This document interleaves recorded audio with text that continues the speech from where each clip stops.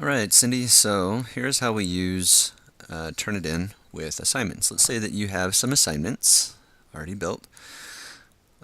There's one important thing that you need to do under Edit. And so go through and you know, give your assignment parameters, give it some points. When you get down here to submission type, this is where we will implement Turnitin. So we're going to choose an external tool. We're going to find an external tool, so we'll select find there. From the list that comes up, we'll scroll down to Turnitin. We select that. We can choose to have Turnitin open in a new tab for our students or not. And then you can go ahead and finish your due dates, and once you're done, you click Save. So on the teacher side of things, we'll see the prompt for the students, and then if they turn in anything, we will be able to see what they turn in here.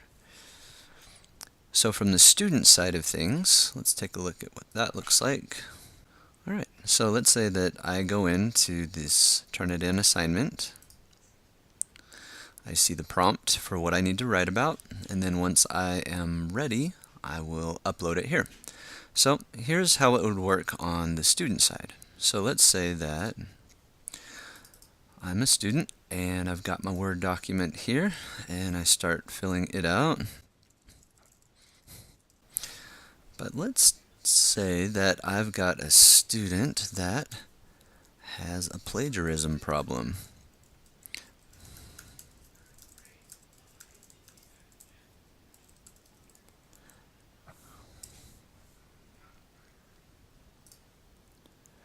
And let's say that this particular student wants to copy and then paste some material for their assignment.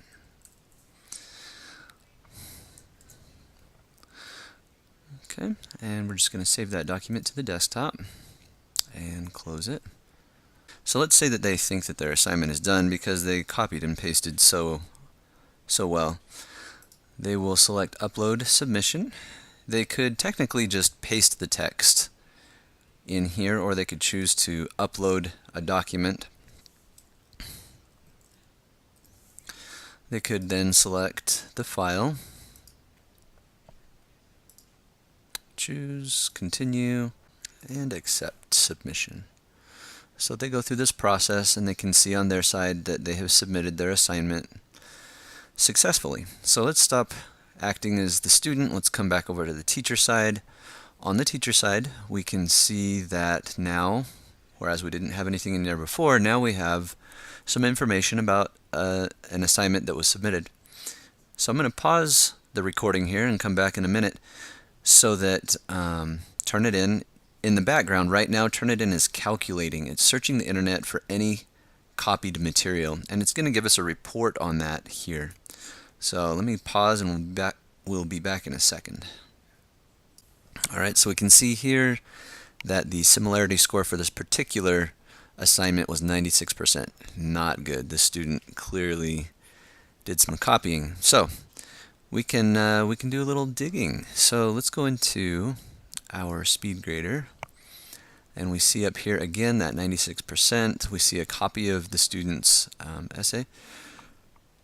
But if we select this 96%, it actually opens up Turnitin. Turnitin is linked to our Canvas, and so it's kind of like you don't have to log in or anything. Just wait for the students' assignments to start coming in, and then just click that little button. And we can quickly see what was copied, and it will tell us where it came from. So all this information, it says, came from wikipedia.org, right? And specifically from these particular areas on Wikipedia. So kind of a neat and quick way to make sure students are keeping honest, and so that's how it works.